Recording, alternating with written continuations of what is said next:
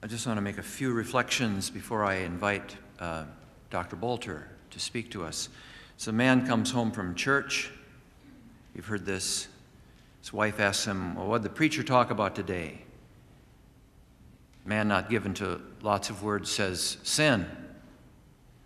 His wife says, well, what'd he say? Man said, he's again it. We still talk about sin in the church. But sin does not always refer to personal moral failure. Sin is essentially anything that misses the target, anything that misses God's good purpose for life and creation. Anything that goes wide of the mark, that's the meaning of sin. Isaiah the prophet said that the sinfulness of sin can be seen in the way it ruins not only the sinner, but the community, the innocent, suffering community. And Isaiah says even nature suffers when sin continues unchecked. The entire tree of life gets poisoned somehow. Because God is present in creation, Christians call this deadly effect of sin the suffering and death of Christ.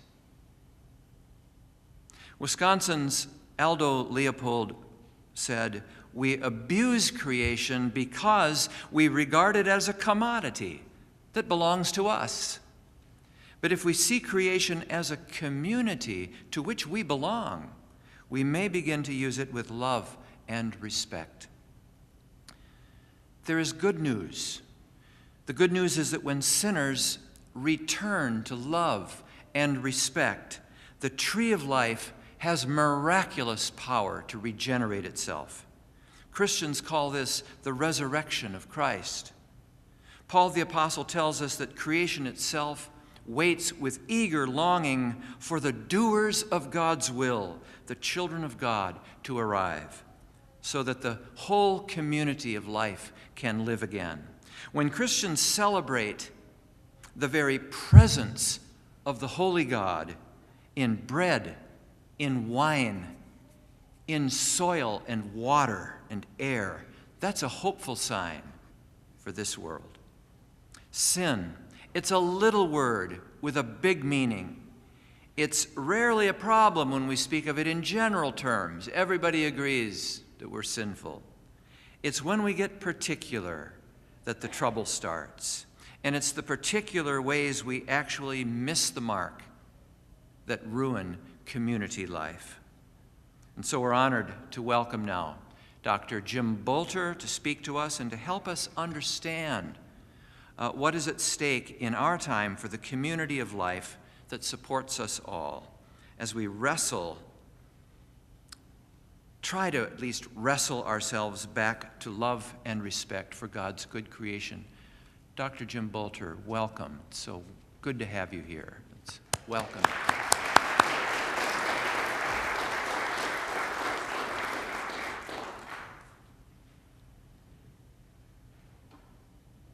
First of all, I want to thank all of you and Pastor Simpson for the opportunity and really the honor to speak with you here this morning. Today's lessons form words of judgment and hope. And together they form a dramatic study of contrasts and how they envision the world and its condition and possibly its future. The earth dries up and withers. The world languishes and withers. The earth lies polluted under its inhabitants. Or alternatively, creation itself will be set free from its bondage to decay and will obtain the freedom of the glory of the children of God. So, how do we reconcile these highly divergent visions? Well, I think as Lutherans, we're comfortable with tension and paradox, maybe more so than most other flavors of Christianity. But this question is not really an abstraction about the nature of the Holy Trinity or of transubstantiation or even apostolic succession, right? it's rather an existential plea. In what manner will our human society continue to thrive on planet Earth? But the first question you may be asking instead is, who am I to discuss this? Surprising myself to be finding myself in the pulpit here at Grace Lutheran Church in Eau Claire. Well, like many of you, I'm a lifelong Lutheran. More specifically, I'm a pastor's spouse. My wife, Christine Emerson, is at St. John's here in Eau Claire, actually right now. I think she might be in the pulpit in a few minutes. But Pastor Simpson has asked me to speak using a different hat. That of an active scientist. I earned my PhD in atmospheric chemistry from the University of Colorado, and I'm now an associate professor of chemistry and in environmental studies at the University of Wisconsin-Eau Claire. In that time, I've studied and I've taught the science of air pollution and of climate change, of renewable energy and environmental sustainability for a better part of 2 decades. So in that role, let me tell you about how what I've come to know about climate change has changed me, and many other scientists too, changed the way we think about the nature of science and how we do science. So for a long time, there has been this notion that scientific understanding exists beyond values, our human values, just for its own sake. Just like Midwestern Lutherans, most scientists are pretty allergic to controversy. The process of science actually is quite conservative in how it works. Science does the work in this way. Exhaustive observations are made, experiments are performed, and results are carefully interpreted, theories and models with predictive skill are created. Scientists publish papers, we attend conferences, we ruthlessly critique each other in the process of peer review. We may argue late night over beers at a conference. This is the fearless sifting and winnowing that UW is famous for in its mission. But here's the thing, with regard to climate change, all those years of efforts didn't seem to have an effect, because all this time later, our nation is still absent of comprehensive energy or climate policy. So in the past few decades, that idea of science has begun to shift a little bit, and scientists have begun to hesitantly step out of their traditional, familiar, and comfortable roles to speak directly with their fellow citizens and even to step into the political arena and to engage their representatives on the issue of climate change. Some scientists have begun to care as much about the broader impacts of their research as the results themselves. And it's not hard to justify the idea that publicly funded scientists might have a role in protecting the public's well-being. So in that spirit, I've taken this all the way, even to the halls of Congress myself, to advocate for climate legislation as a member of Citizens Climate Lobby here in Eau Claire. Why? Because of what I have come to know as a scientist and because of the level of worry and concern it causes me.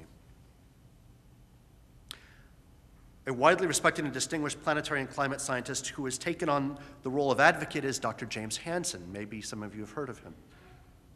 One sweltering Washington, D.C. summer day in a U.S. Senate subcommittee hearing, he made the following testimony. The Earth is warmer this year than at any other time in the history of instrumental measurements. The global warming is now large enough that we can ascribe with a high degree of confidence a cause and effect relationship to the greenhouse effect.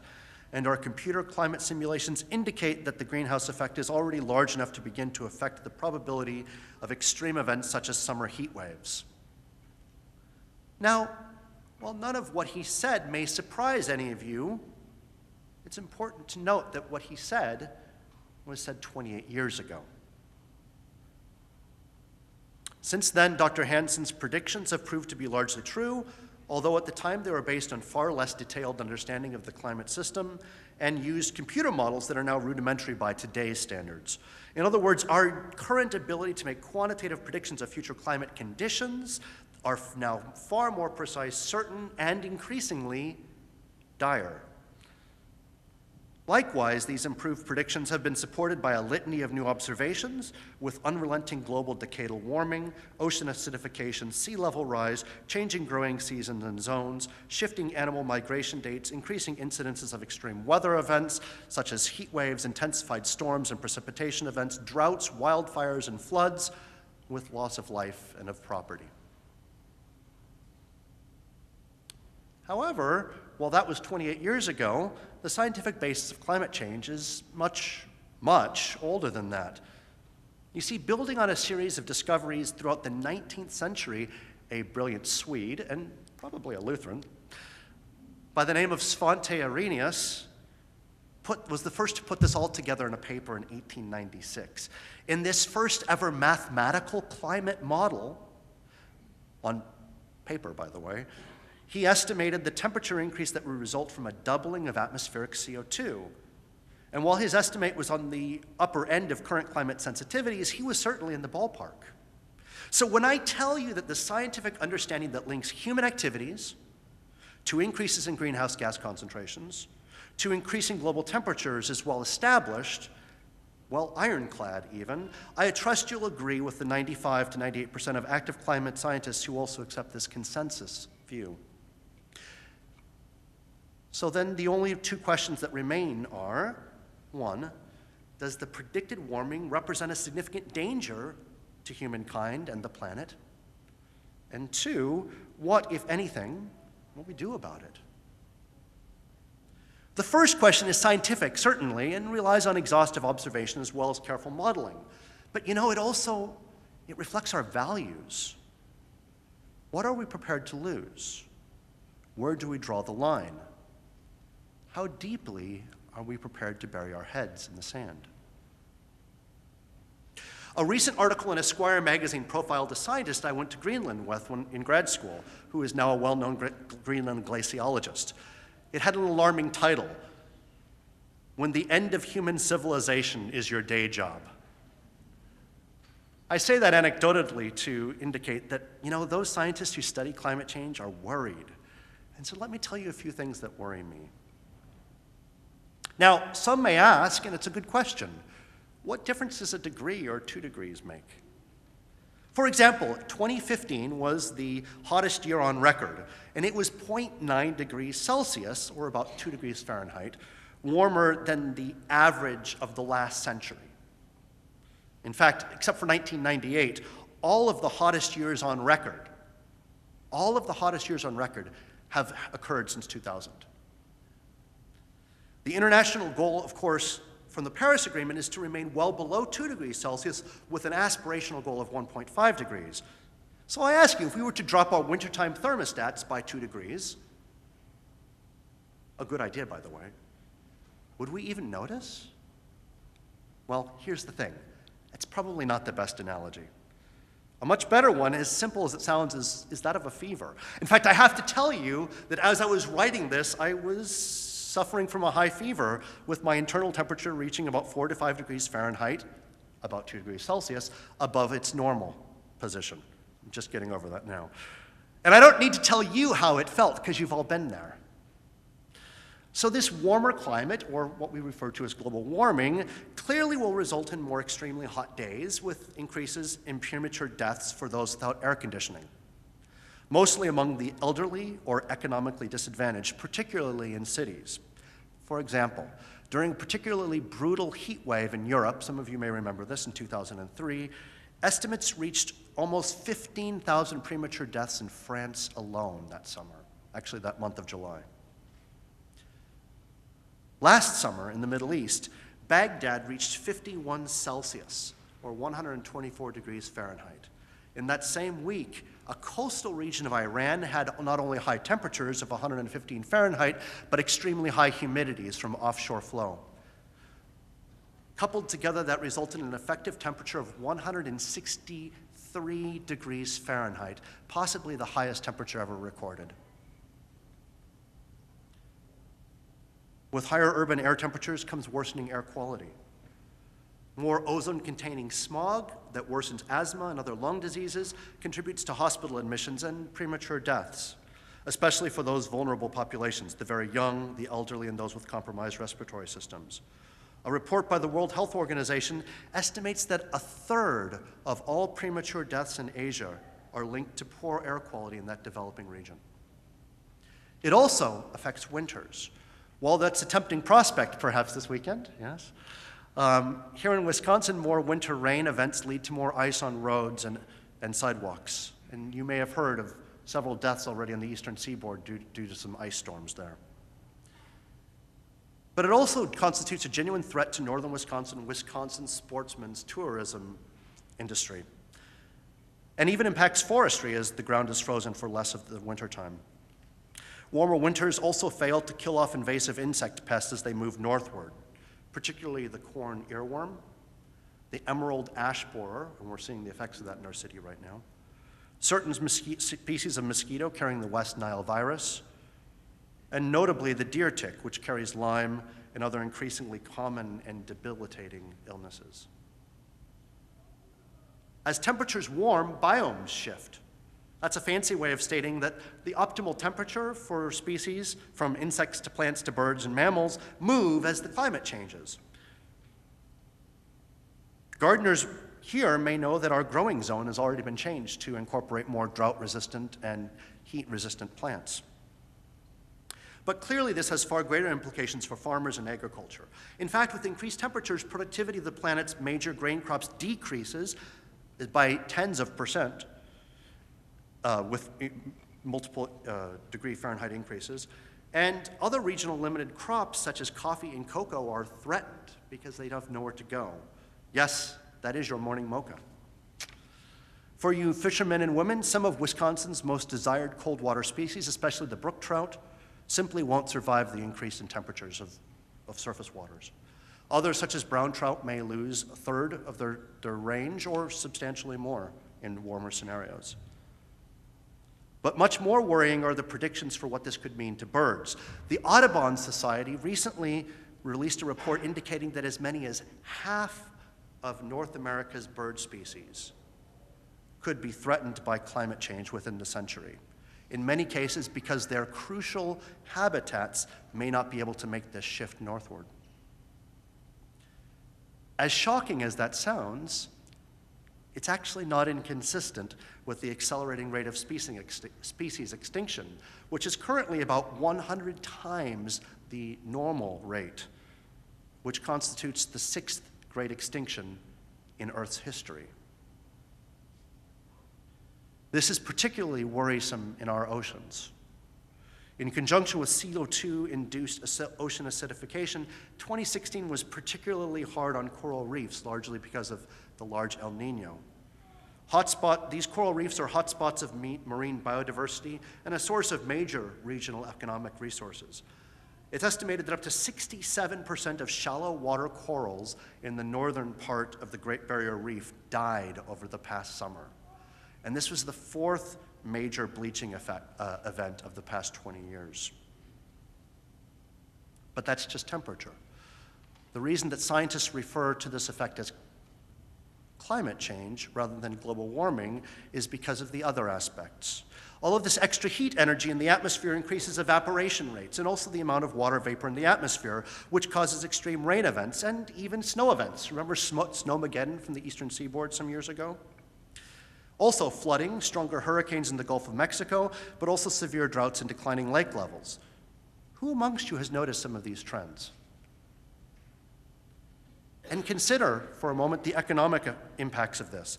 The United States had 15 weather-related incidents in 2016 alone, with damages exceeding $1 billion.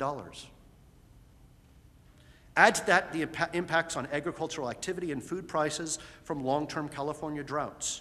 Lost workdays from disease or extreme heat, amplified hurricanes in the east, wildfires in the west, coastal inundation in the southern United States, with potential for massive investment losses in cities such as Miami. But here's the thing. In the United States, we're actually relatively protected. As a nation, we're incredibly wealthy compared to the rest of the world, and so we have the ability and the opportunity to adapt to the new climate. But what of those who don't have those advantages? When Syria was confronted with a record multiple-year drought, impoverished farmers flooded the cities. Many have argued compellingly that this trigger, coupled with tragically bad governance and policy choices, may have contributed to the initiation of the devastating civil war and the rise of ISIS in the Middle East. This is an example of why leaders in our Pentagon refer to climate change as one of the most potent threat multipliers, especially in regions with otherwise high levels of political instability. There's very little doubt that population displacement leads to misery, conflict, and war. Whether this occurs due to drought or coastal inundation from climate-induced sea level rise, the effect is much the same. So the people of Bangladesh are already struggling to cope with rising sea levels coupled with intensified cyclones or hurricanes. With 160 million people living in the Ganges Delta, by the way, 25% of Bangladesh is within 2 meters of sea level. Experts estimate that between 20 to 50 million people may be forced to flee by 2050. This begs the question, should the countries primarily responsible for the cumulative emissions that causes these rising tides provide them refuge? And what would our nation's response to such a proposal be? Clearly, what climate scientists have to say is not welcome. What we're observing and what we predict to see in our future absolutely constitutes dangerous anthropogenic interference with the climate system. Here's what we know. Changes are happening, and more changes are coming. Furthermore, the science tells us that the cause is human activity, especially the burning of fossil fuels. And uncomfortably, we know that the US is especially responsible for increased levels of greenhouse gases in the atmosphere. Finally, we know that the greatest suffering from climate changes will be borne by those who are most vulnerable, those who have contributed minimally to the problem. It's overwhelming. It's sometimes just too much to process. So the second question is about choices. Do we have the will to act? Faced with such disastrous consequences of our fossil-fueled lifestyles, what choices do we make to forestall the worst scenarios? And here is where, at last, there is some good news. These choices we make, personal actions, policy solutions, political representation, all matter. Let me say that again. These choices we make, whether they are personal actions, policy solutions, or political representation, make a difference. Science tells us that by peaking global emissions within the decade, and by beginning on the path towards zero emission by 2050, we can keep CO2 levels below 450 parts per million and avert the worst projected outcomes. That doesn't mean we stop climate change, but it does mean that the worst possibilities are forestalled. But it also requires that we delay no more, that we begin this transition immediately. I think this is best said by John Holdren, who is the president's science advisor and also Harvard professor. In 2010, he said, "We have only 3 options. One is mitigation, the steps we take to reduce the pace and magnitude of climate change. The second is adaptation, the measures we take to reduce the harm that results from climate change that we do not avoid. And the third option is suffering." The question, the issue that's up for grabs is what the mix is going forward is going to be among mitigation, adaptation, and suffering. If our aim is to minimize suffering as it should be, as it must be, we're going to have to maximize both mitigation and adaptation. So here is the point where I remove my climate scientist hat and reclaim my identity as Christian and as citizen. You see, the technology exists now or is substantially into development to support a carbon-free energy system, one that consumes less energy due to advancements in efficiency and also beneficial lifestyle alterations. And it has been shown that a simple market-driven solution to level the playing field between fossil fuel and carbon-free fuels can accomplish this rapidly in this country. But you may ask, What about the other countries? What's about the rest of the world? As it turns out, they're way ahead of us. In terms of acceptance of the science, the Chinese public has only 1/5 of the population of climate deniers of this country, and Vietnam only 1/5 of them. With the recent change in political leaders in Canada and Australia over the past year, only the United States has prominent climate deniers in political power. With 197 countries signing onto the Paris Accord, including the US in 2015, and with 125 nations already having ratified this agreement to enact meaningful climate legislation in their own nations, there is strong indication of genuine global will to mitigate climate change and the means by which to do it. So we must first accept that changes inevitably will occur. And I get it. No one likes change, especially Midwestern Lutherans. Trust me, I married a pastor. But the key difference is that we choose to act. If we choose to act now, we get to choose the changes, not suffer from them. And when we pursue the path, we find out that perhaps these changes aren't so frightening as the alternative. Imagine with me for a moment a world without poor coal mining communities suffering from widespread black lung disease. No more fears of oil trains passing through our communities. Decreasing mercury levels in our freshwater supplies, meaning the people can increase their intake of fresh-caught fish. No more community conflict over frac sand mining. Imagine improved air quality and public health here and abroad, and no more oil spills violating our shores or our fishing communities. Consider the rehabilitation of our manufacturing capacity as we rebuild or refit our energy infrastructure to meet this vision. The surge of employment predicted in the green job sector for our young people who are so eager to contribute to a better world for their future children in their careers. Trust me, I know these students personally. I see them every day. Now visualize commuting shorter distances, having more time to spend with families, spending less time in traffic jams and more time walking or riding a bike. Along with improved health outcomes, there would be no need to stop at the gas station on the way home. How would it feel to shop locally, to support our local farmers and eat locally produced food and use locally made goods? Keeping the money for our energy investments locally instead of spending it in other states or other countries. Don't you just hear the words of today's gospel in that vision? I do. What's more, I believe this vision much better matches our values as Wisconsinites. But I can hear the buts already. But this will cost more. While the upper middle class can afford these trends, the majority of Americans just can't.